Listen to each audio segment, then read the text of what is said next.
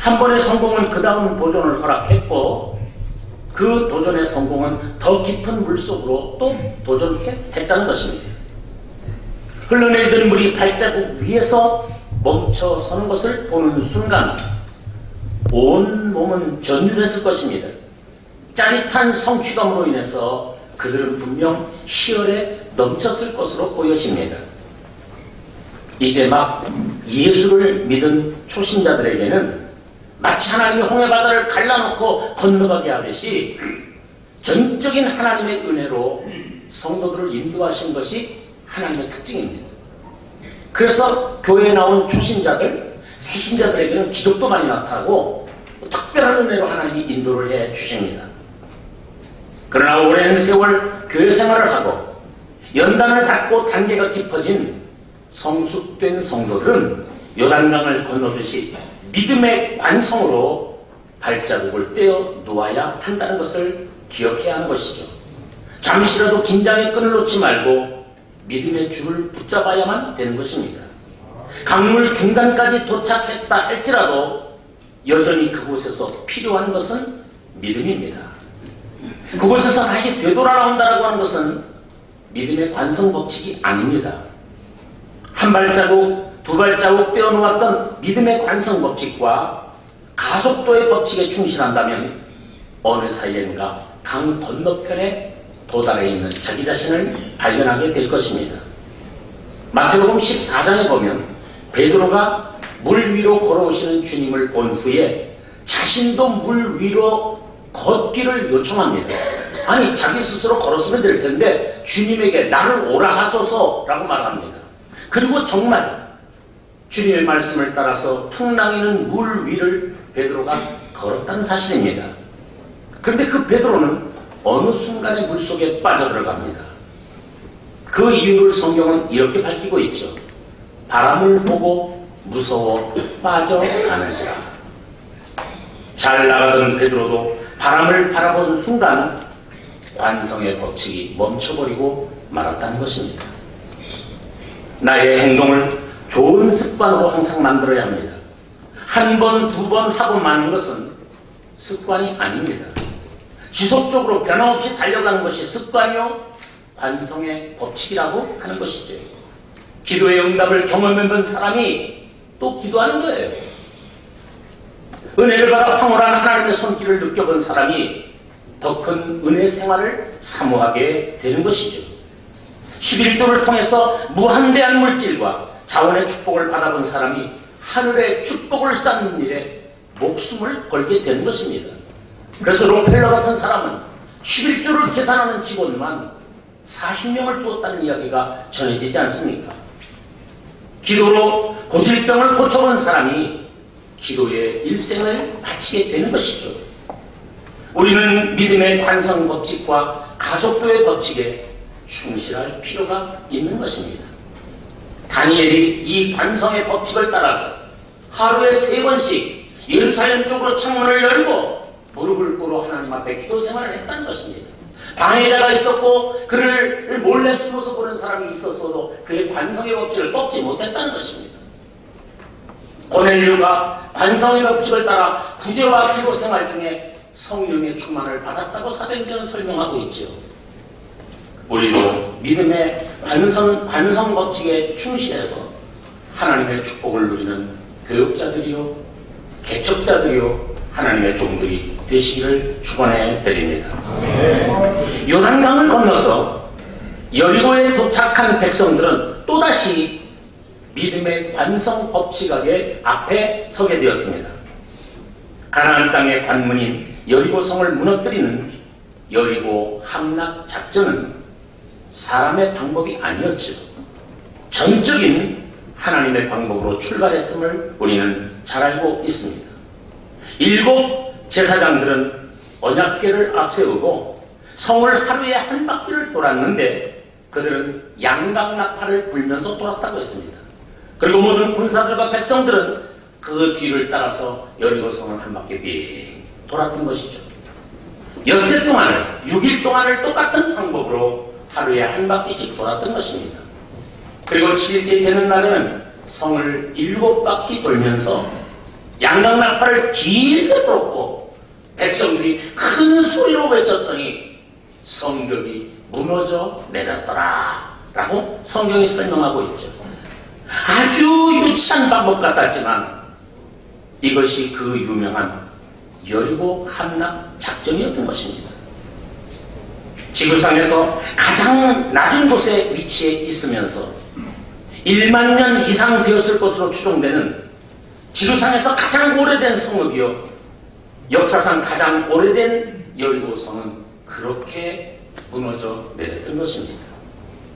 여리고성의 함락 작전이 성경 속에만 존재한 작전으로 남는다면 성경은 우리와는 상관없는 책이 되어져 버리고 말 것입니다.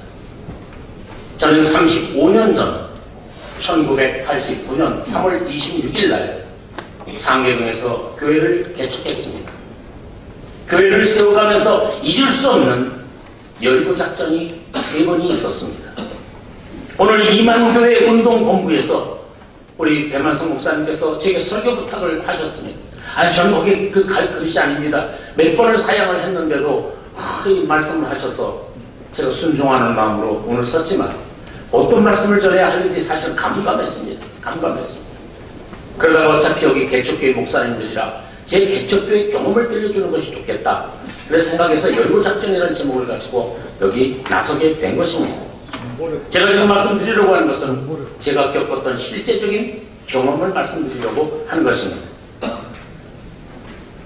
상계동이 개발되던 1988년 저는 교회를 개척하기 위해서 상계동에 있는 저 11단지죠. 상계동 맨 끝에 쪽에 있는 11단지 상가 4층을 매매 계약을 했습니다.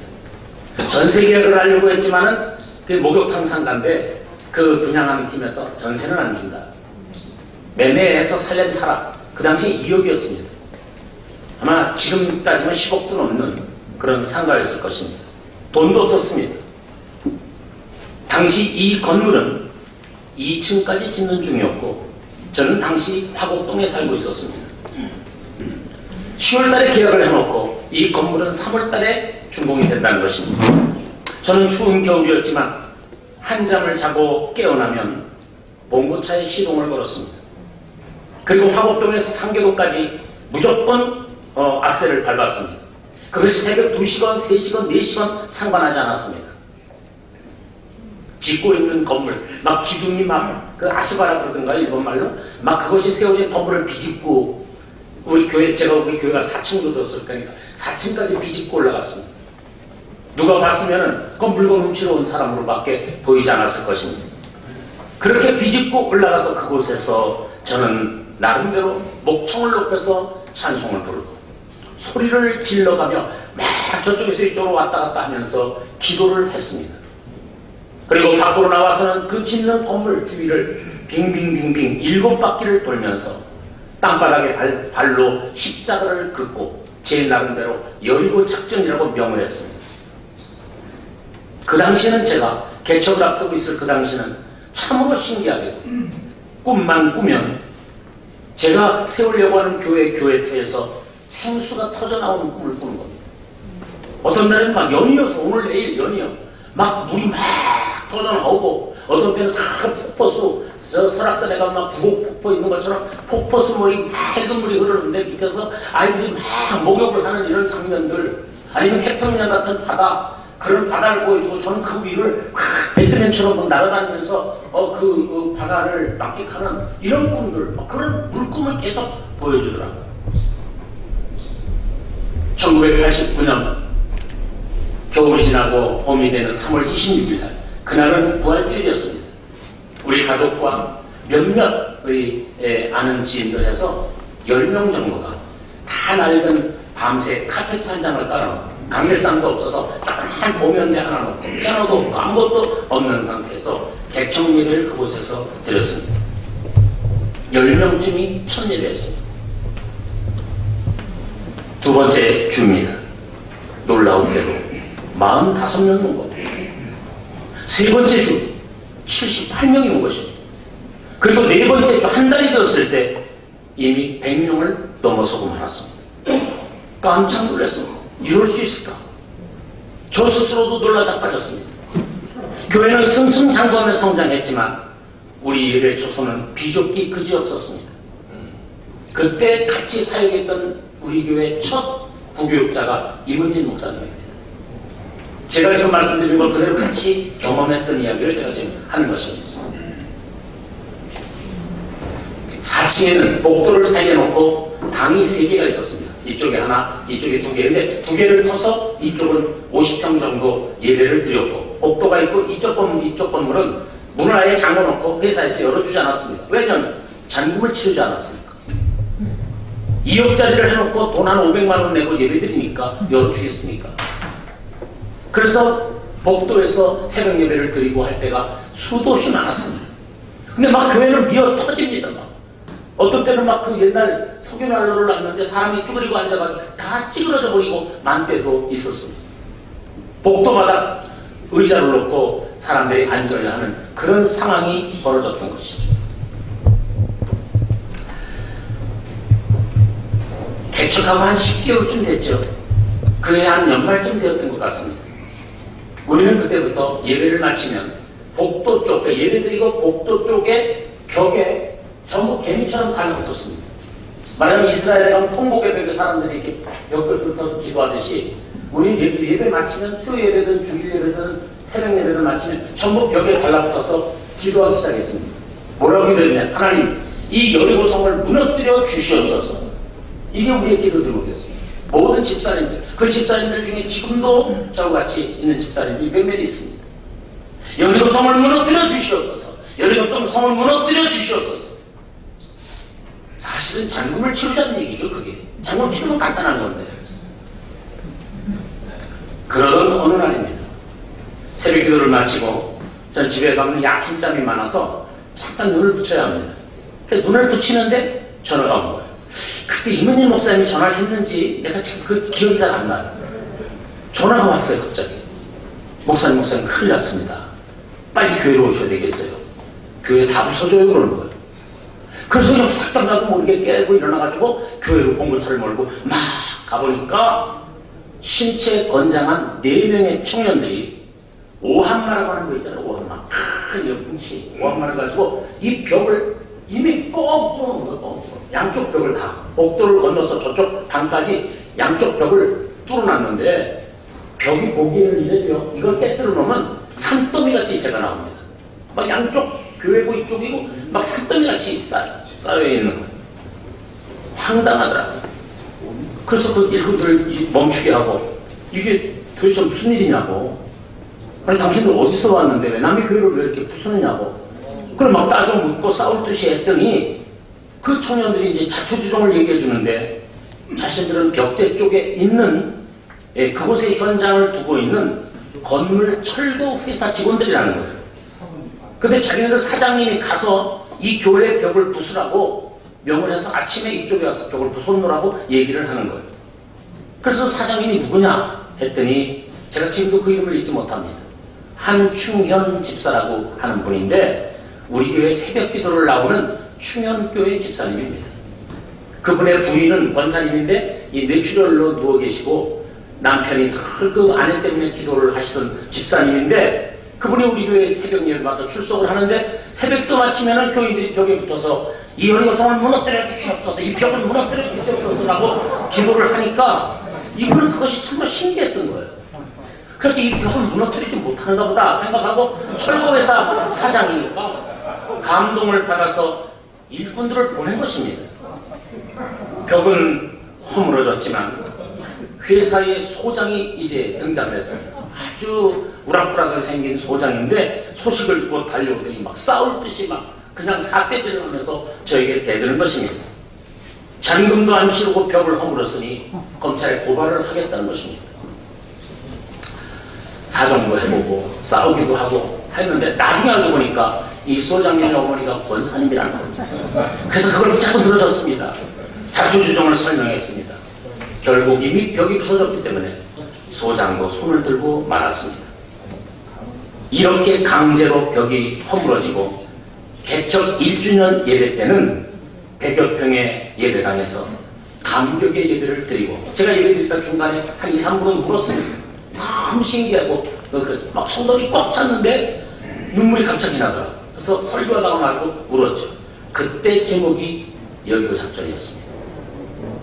이것이 기적 같은 두 번째 개척하면서 느꼈던 두 번째 여리고 작전입니다. 개척 후의 교회는 순풍에 돋다는 듯이 성장을 했습니다. 이제 교회의 기도 제목은 교회 건축입니다. 성전을 건축하자. 이게 이제 목표입니다. 조그만 쪽지를 라미네이트를 해가지고 성도들이 다 나눠주고 성경 펼치면 거기에 우리 기도 제목을 썼는데 제일 먼저 성전 건축. 10년이 되는 해에 성전 건축을 하게 해달라. 써놓고 기도를 했습니다. 그런데 그때 저는 하여튼 봉고 기름을 넣고 안 가본 데가 없습니다. 땅을 사기 위해서. 막 저도 다 가봤지만 일산의 장안봉도 가보고 분당도 가보고 막 저 동두천 쪽에 그쪽 소무리도 가보고 사람 가봤지만 문제는 돈이 없었습니다. 그래서 낙심하고 있었는데 마침 9년째 되는 8월 4일 날 우리 집사람이 우리 기독신문을 보다가 이미 2주가 지나간 신문인데 밑에 약간 조그맣게 나왔는데 종교부지 매매라고 된 걸 우리 집사람이 알더라고요. 우리 집사람은 아무것도 목회에 도움이 되는 게 없는데 그렇게 결정적일 때 저에게 소스를 주는 그 뭐가 있습니다. 근데 그걸 딱 주는 거예요. 이거 뭔지 한번 보세요. 그러는데 보니까 종교부지 매매라고 나옵니다. 그래 보니까 노원구 공릉동 종교부지 매매라고 나옵니다. 눈이 번쩍했습니다. 저는 그런 거 보고 전화하는 타입이 아닌데 그 순간 제가 전화를 걸었어요. 그리고 대리하는 어느 목사님을 통해서 그 땅을 내가 사게 해주면 쏟아 다 사주겠다. 이렇게 그냥 배짱으로 내질러 버렸더니 그 땅이 계약이 됐습니다. 2주 만에. 그게 지금 우리 교회가 세워져 있는 바로 그 교회 땅입니다. 그게 우리가 기도한 대로 9년 말쯤 되었을 때 이 땅을 매입하게 된 것입니다. 그래서 종교 부지를 구입을 하게 됐죠. 그러나 계약을 했을 뿐 건축과 건축 그 잔금을 치르는 것과 건축 자금은 택도 없었습니다. 종교 부지를 구입했다는 소식이 교인들에게 전해졌습니다. 기뻐하기보다는 건축 헌금에 대한 부담 때문에 한두 달 지나니까 눈에 띄게 교인들이 떠나기 시작했습니다. 막 성가대가 막 머리가 빠지는 것처럼 쑥쑥 빠져나가고 막 나가는 것입니다. 교회가 막 3분의 1 비는 것. 그 당시 IMF 때 뒤였기 때문에 제2금융권, 산하금융을 썼는데 이자율은 12%에 달했습니다.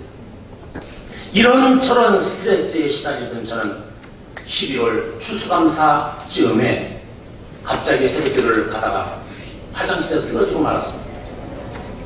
그래가지고 우리 집사람 보고 내가 막 식은땀 흘리면서 119 좀 불러줘요. 안 부르는 거예요. 그래서 119 좀 불러줘요. 동네가 시끄럽다는 거예요.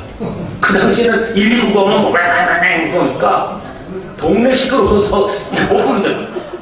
참 지금 생각해도 참 원망스럽습니다. 그러면 혈압계를 가져오라고 혈압을 줘보니까 혈압이 뚝 떨어져. 119 다시 불러줘요. 119가 왔습니다. 저를 들것에 싣고 상계 백병으로 실려갔습니다. 심근경색이 오십니다. 막 스트레스에 그 당시 제가 몸도 많이 풀었는데 막 이런 게 있으니까 막 중성지방도 그래가지고 심근경색으로 9일 동안을 병원에 입원했습니다. 그때 심근경색으로 수술하고 나니까 이제 모든 의욕이 다 떨어졌습니다. 아, 이제 끝났구나. 내 인생이 이렇게 끝나는가 보다 생각했어. 그 창밖을 바라보면서 얼마나 눈물을 많이 흘렸는지 모르겠어요. 정말 눈물 흘렸어요. 제가 3년 전에 신장 이식 수술을 했습니다. 내 동생의 신장을 받으면서 아산병원에서 역시 그때도 한강을 바라보며 새벽 3시에 잠깨 일어나서 내다봅니다. 그때도 눈물을 많이 흘렸습니다만 처음에 심근경색을 할 때가 그렇게 눈물을 흘렸던 것 같습니다. 9일 만에 퇴원을 했는데 추수검사를 지났는데 나름 추워지는데 아무 대책이 없는 거예요. 그래서 우리 집사람에게 물었습니다. 여러분, 내가 만약에 여기 지금 교회를 내놓고 공릉동에 가서 내가 다시 개척을 한다면 당신 나 따라올 수 있어? 그리고 우리 집사람은 그런 거에 대해서 스트레스가 없어요. 따라가죠. 아주 아무 생각도 없이 따라올 줄 아는 거예요. 근데 그게 위로가 되더라고요. 아, 한 사람은 있구나. 교인 한 명은 있네. 그래서 제가 그때 과감하게 결단하고 공릉동 시대를 열기로 마음작정했어요. 그래서 그때 우리 교회 47인승 대우버스가 있었는데 어느 날 광고를 해가지고 밤 9시에 교인들을 전부 태웠습니다. 그래가지고 차를 몰고 그 공릉동 교회 부지에 내려놨습니다. 그곳에서 교회 부지를 한 바퀴를 일렬로 서서 한 바퀴를 빙 돌았습니다. 그리고 부지 앞에 무릎 꿇고 한번 기도를 합니다. 여기에 교회가 세워지게 하옵소서. 엿새 동안을 똑같이 그랬습니다. 밤 9시. 그리고 7번째 날 한방눈이 펑펑 쏟아지던 성탄절을 한 닷새쯤 앞둔 7째 날이었는데 성경처럼 그 터를 7바퀴를 돌았습니다. 그리고 땅바닥에 무릎을 꿇고 앉아서 우리는 소리질러 하나님 앞에 기도하며 교회를 세워달라고 기도하고 끝난 다음에 공릉국수에 가서 국수 한 그릇씩을 한번 사주고 끝났습니다. 그리고 불가능해 보였던 교회 건축은 시작되었고 지금 우리 교회가 주변에 7,000평을 공짜로 쓰고 있습니다. 우리 교회 부지는 1,000평인데 우리 교회 한번 와보신 분들은 아시겠지만 동산 그 숲을 포함해서 경춘선 그 철도가 다 수업이 되고 하면서 다 우리 교회 땅이 돼가지고 지금은 우리가 7,000평을 쓰는 교회로 되어 있을 뿐만 아니라 저희들이 한 5년 전쯤에 종합 감정을 받아봤습니다. 우리가 가지고 있는 땅값, 기도원값 뭐 이런 걸 전부 해보니까 약 320억쯤 그 당시에 나오더라고요. 평가 금액은. 그러니까 그때만 해도 한 30, 개척한 지 30년쯤 되니까 산술로 계산하면 1년에 10억씩 번 꼴이 된 것입니다. 하나님이 하신 일이었습니다. 저는 이 마지막 성전 건축하기 전에 그 기도했던 그것을 제 3번째 여리고 작전이라고 지금도 부르고 있습니다. 우리 이문진 목사님은 첫 번째 하고 두 번째 여리고 작전에 함께 했던 하나님의 종입니다. 믿음의 관성 법칙은 과거뿐만 아니라 지금도 믿음의 미력을 발휘하는 하나님의 사람들을 통해서 지금도 나타나고 있다는 것입니다.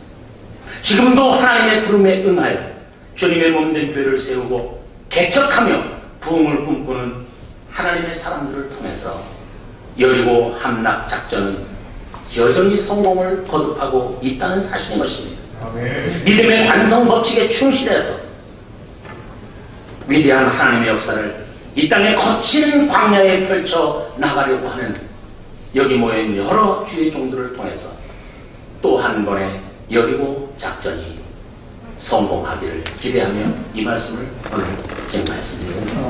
하나님의 은혜가 여러분들에게 충만하시기를 기원합니다. 기도하겠습니다.